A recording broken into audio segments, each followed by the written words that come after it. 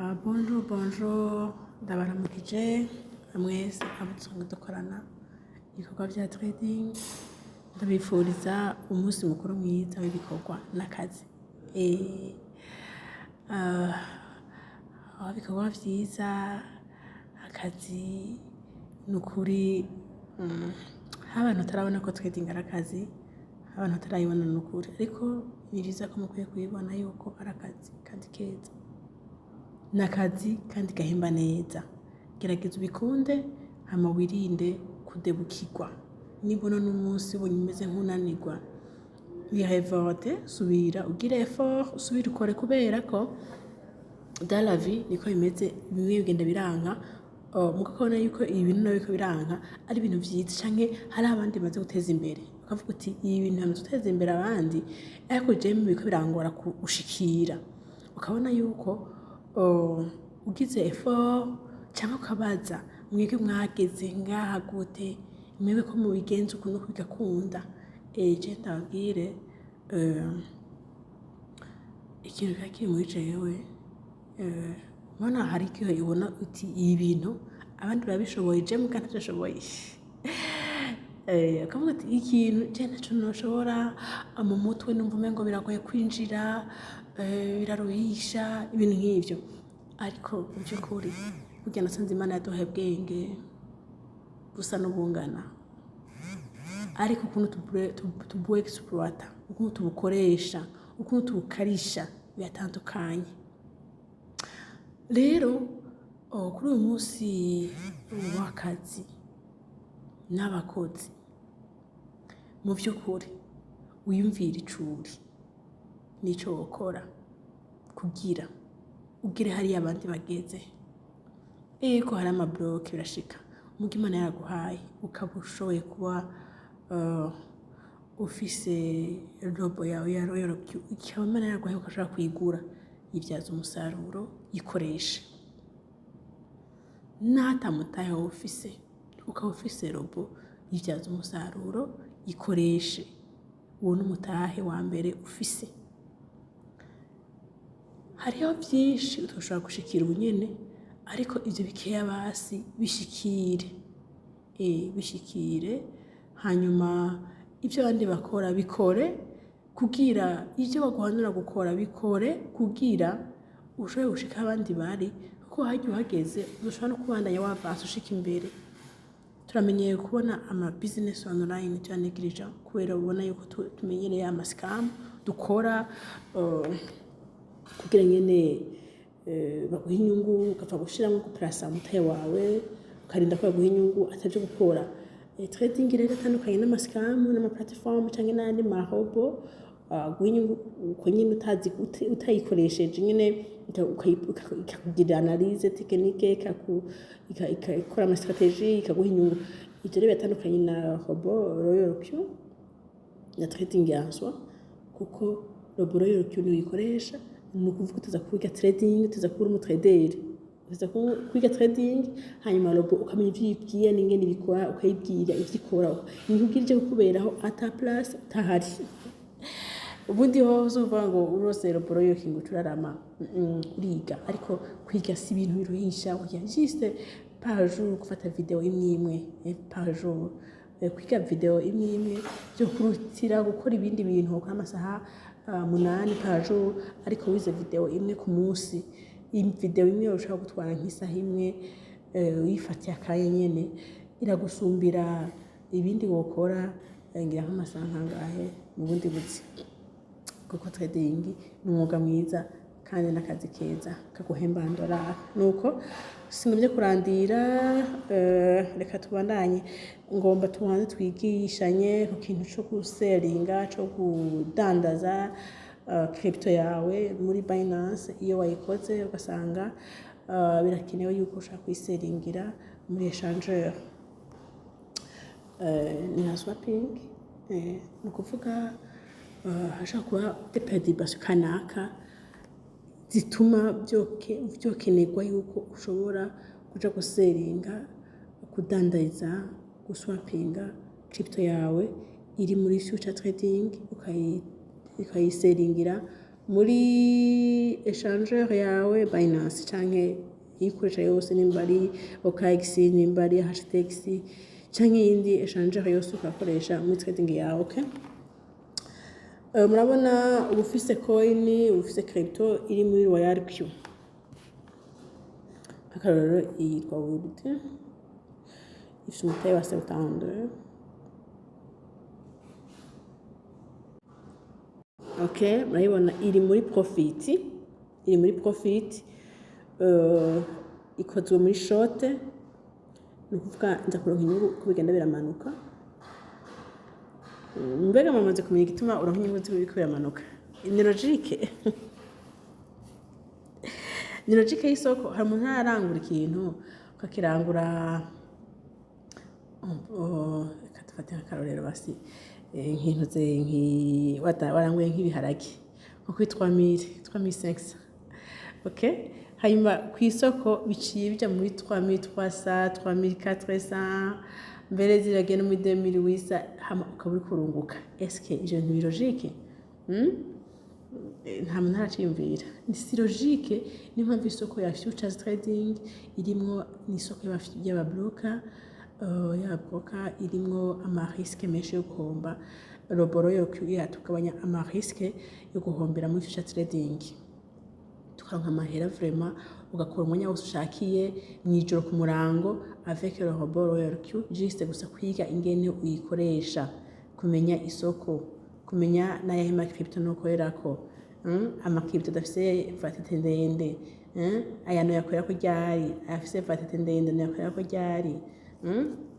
Okay, robot Royal Q iriho 24/24, ata connexion ufise, ata muri ufise, juste gusa ko waheje kuyituma kuri parametre, kuri setting wawihereje. Okay, hanyuma aha murabona igeze ku nyungu ya 0.5 USDT, imaze kusha ku nyungu. Okay, utaramenya ko kuyibona no kuvyinterpreta, ucona yuko ubona umutahe, izi ni nyungu igezeko, ukuvuga iri kwiramanuka. Uravye naho agafresh ubona ko iri kwiramanuka. Hanyuma ugacuraba average price, ni ukuvuga nayiranguye ino crypto iri kuri 0,2411, mugabo n'umwanya urabona ko iri kuri 0,2388 ibiciro igezeho kuri marché. Urabona yuko yagiye iramanuka. Niyo mpamvu ndi mu nyungu ngaha, niyo mpamvu ndi muri profit, ndi mu nyungu. Sawa sawa, aha murabitaho ndibaza.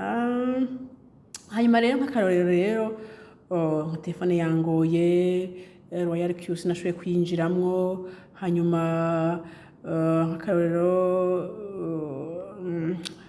nk'akarorero navyondaguye, ndi umuntu ntabimenyereye, nkasanga bana Royal Q kugira uyikoreremwo bikoranye na échangeur Binance, nuko mba nabihuje. Urabona ngaha abona akantu ka Binance, aha naho mukabona ko turi muri Royal Q. Iyi ni application ya Royal Q, mugabona ko ihujwe na Binance, sivyo?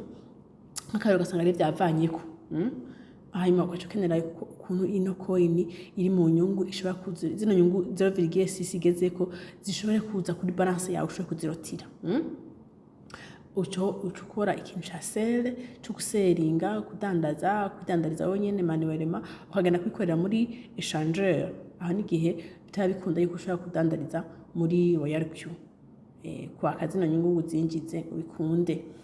Ni kadi kunda gushikira zishika gake, ariko ni byiza ko tubimenya ko ushobora guseringa coin ukayiseringa muri échangeur, kuko hajya mu buryo muri échangeur niho hari source. Ni Royal Q mubona ngaha ikorera ngaha, iroba muri ngaha, aha nubwo mubibona aha iri muri Binance, ikorera muri Binance, iri installé mu isoko ya Binance muri futures trading. Iri installé imindani, ivyo ikora byose ibikorera muri Binance. Ni ukuvuga ivyo ubona ngaha ni nk'ibipopi, ni nka affichage, ni iratwafishiriza ivyo irakorera muri Binance. Ubundi coin yacu ntiri muri Royal Q, amafaranga yacu yacu n'ibi cyose tubona ngaha ntibiri muri Royal Q. Oya, Royal Q nta twayifise ku matahe yacu, ku mahera yacu. Ni ukuvuga vyose biba biri muri Binance, nubwo tubona ngaha. Rero iyo useringiye muri Binance, naho ugumubona ngaha byiyafishije ngaha, abari nk'ipopi, ntaco biba birimwe, ibi ntaco biba bimaze, ibi muca mubitahura. Okay, tugenda bigereshe rero ngene ushobora guseringira muri Binance. Okay, tugende muri Binance ngaha.